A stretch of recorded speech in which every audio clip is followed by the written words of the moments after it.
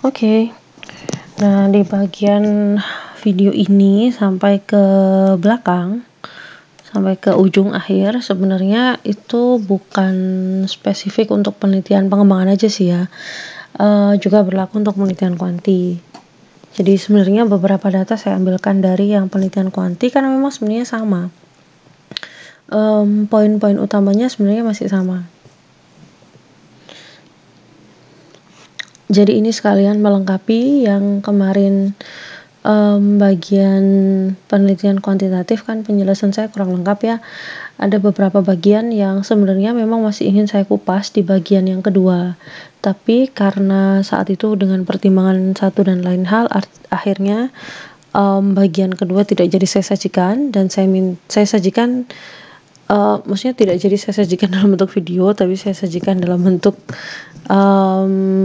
latihan soal waktu itu yang Anda sebenarnya bisa mengerjakan secara mandiri.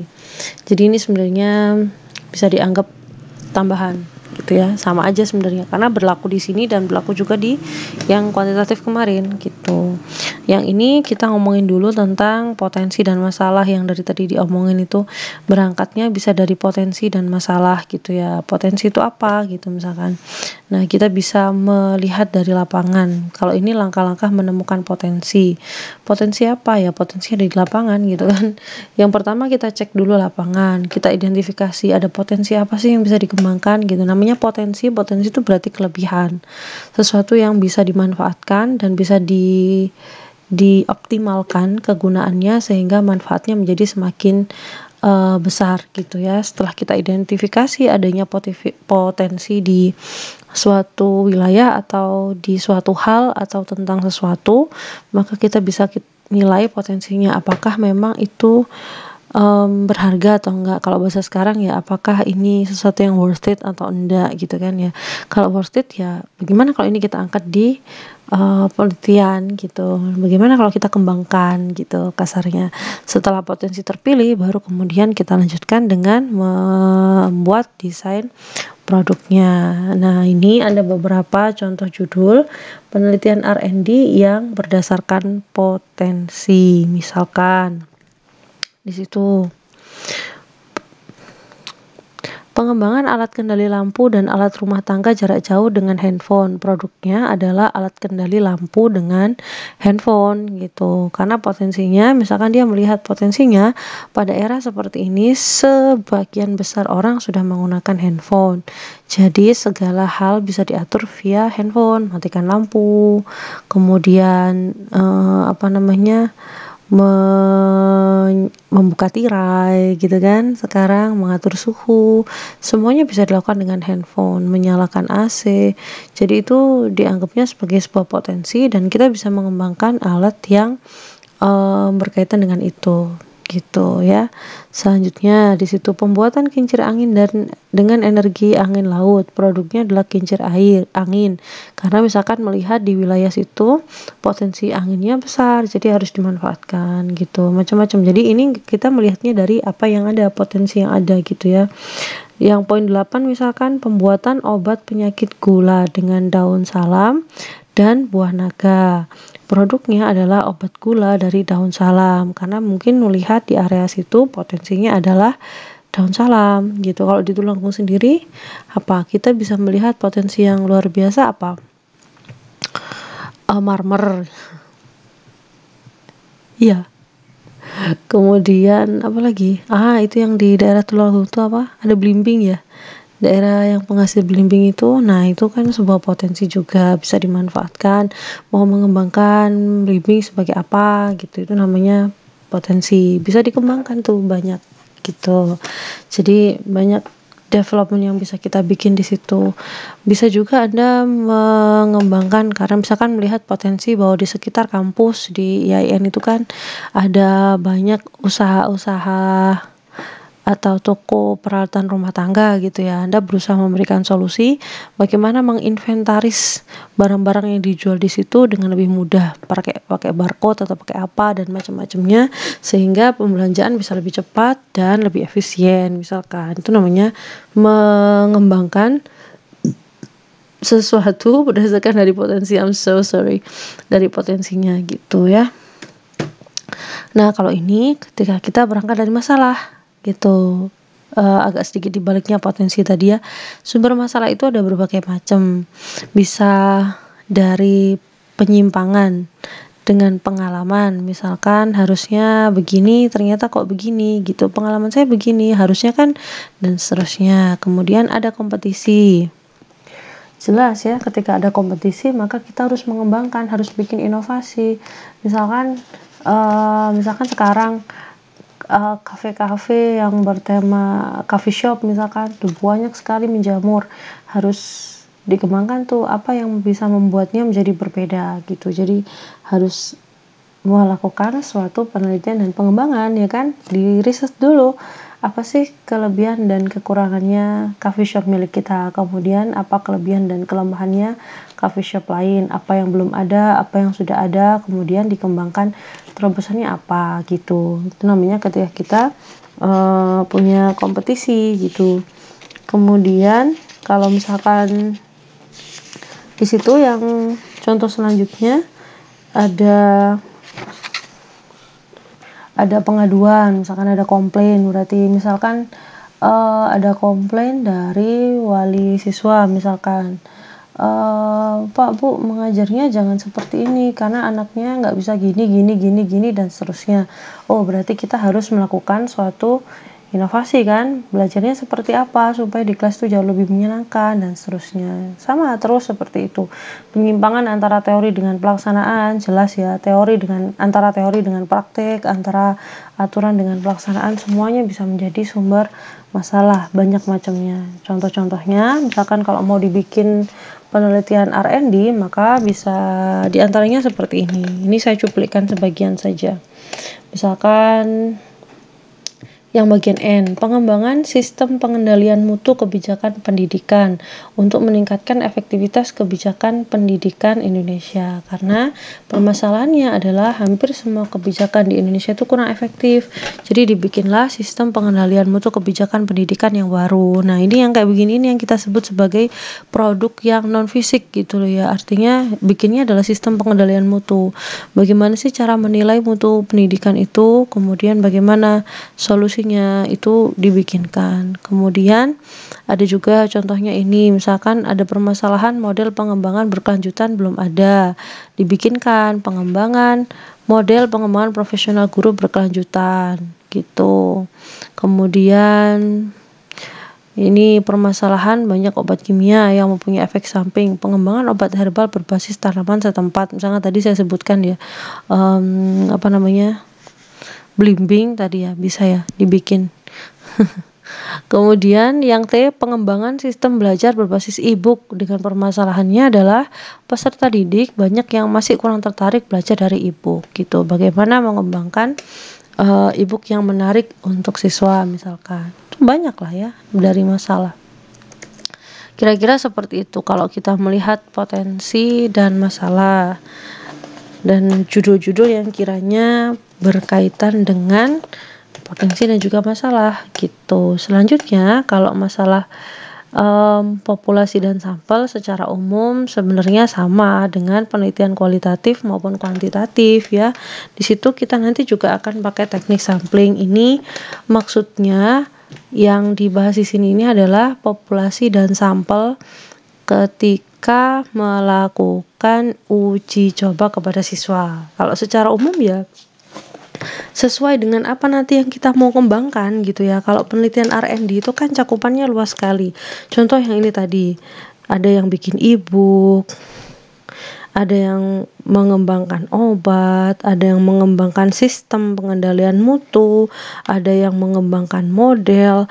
Jadi teknik samplingnya juga menyesuaikan sebenarnya. Bisa pakai probability maupun non-probability sampling. Artinya kalau kita pakai probability sampling, kita menggunakan statistika, bisa simple random, bisa proportionate, disproportionate, cluster sampling, macam-macam ini sudah ada di pembahasan penelitian kuantitatif kemarin. Sedangkan kalau non-probability sampling, misalkan kita pakai sampling insidental, misalkan yang sewaktu-waktu ketemu di jalan gitu, atau bisa bikin purposive sampling, misalkan yang sampelnya itu sesuai kebutuhan, misalkan bisa Boleh pakai yang probability sampling, boleh juga pakai non probability sampling. Misalkan saya mengembangkan apa tadi yang saya mengembangkan aplikasi pembelajaran limit fungsi yang berbasis Android tadi ya. Nah, berarti ketika diuji cobakan ke siswa, maka saya bisa menggunakan probability sampling, di mana misalkan saya di situ menggunakan simple random sampling misalkan. Karena kan memang siswa bebas, siapa aja yang mau pakai gitu kan ya. Ya udah acak aja dipilihnya gitu. Tapi ketika misalkan saya mengembangkan suatu LKS yang disusun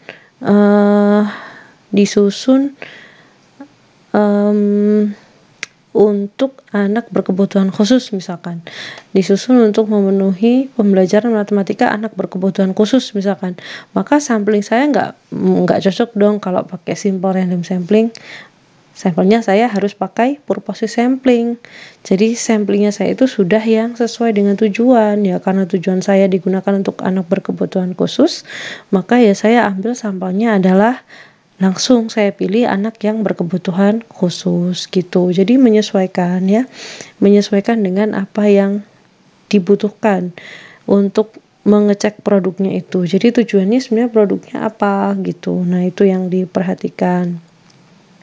Kalau ini adalah beberapa penjabaran posisi populasi dan sampel dalam penelitian dan pengembangan mulai dari level 1 sampai nanti level 4 gitu. Jadi Anda bisa lihat sebenarnya ada di mana posisinya dan ada berapa jumlahnya atau ada berapa kali pengambilan populasi dan sampel atau penentuan populasi dan sampel. Di sini misalkan ketika kita mengidentifikasi potensi dan masalah, kita juga menentukan populasi dan sampel. Misalkan saya mau mengecek pengaruh penggunaan gadget terhadap kemampuan matematika anak misalkan.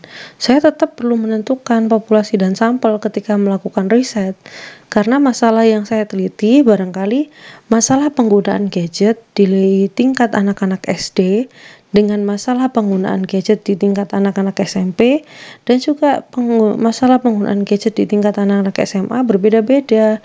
Jadi saya sudah harus menentukan dan memetakan populasi dan sampel mana yang mau saya gunakan gitu.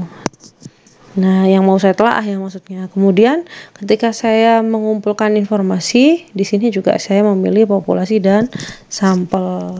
Kemudian ketika saya memvalidasikan desain, ini juga muncul populasi dan sampel. Misalkan kepada ahli, kepada validator, ahli materi atau ahli produk misalkan, itu juga termasuk gitu ya. Ini cuman kedudukannya aja sih.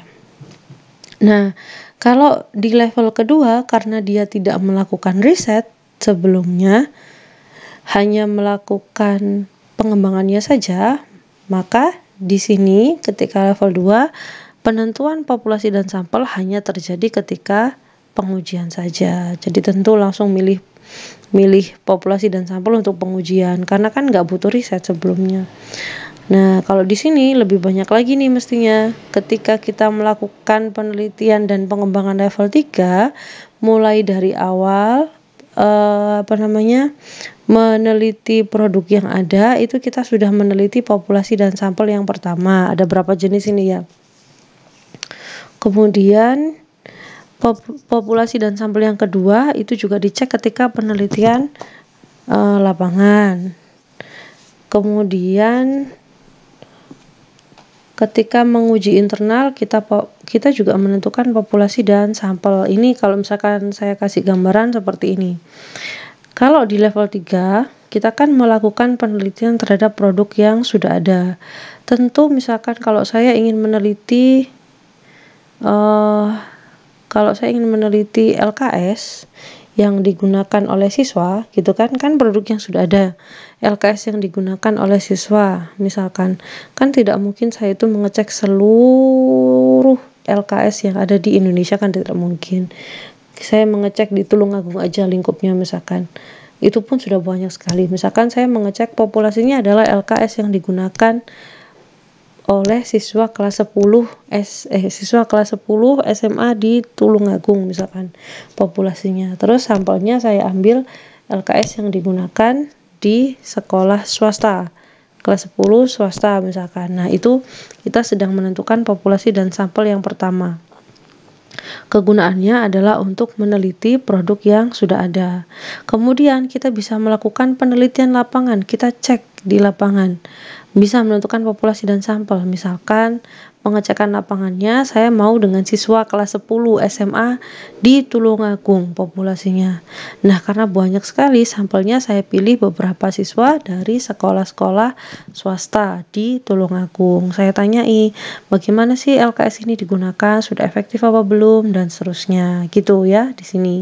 Kemudian di sini bagian ketiga, populasi dan sampel ketiga ini ketika pengujian internal, yaitu pengujian rancangan atau desain, yang di sini ini populasi dan sampelnya adalah ahli dan praktisi biasanya. Ahli dan praktisi di sini ya. Nah, kemudian barulah setelah revisi desain, produk dibuat, baru kemudian kita melakukan serangkaian uji coba kan beberapa kali. Nah, setiap kali kita melakukan uji coba, kita juga memilih populasi dan sampel. Disinilah tadi peran ini tadi, memilih teknik sampling yang benar ini tadi berlaku mulai ketika kita melakukan uji coba terbatas, uji coba skala kecil, ini misalkan ya, kemudian uji coba skala besar, itu juga semuanya menentukan populasi dan sampel. Jadi kalau dilihat dari bagian ini ada 6 kali kita mengecek populasi dan sampel. 6 kali kita membuat menentukan populasi dan sampel di pengembangan R&D, penelitian R&D level 3. Di level 4 sama persis ya, di level 4 sama persis. Cuman bedanya kan startnya aja. Kalau ini berangkat dari potensi dan masalah, kalau tadi berangkat dari produk yang sudah ada gitu. Oke, itu ya untuk penentuan populasi dan sampel, tidak banyak. Selanjutnya untuk bagian instrumen dan skala pengukuran saya lanjutkan di video yang selanjutnya.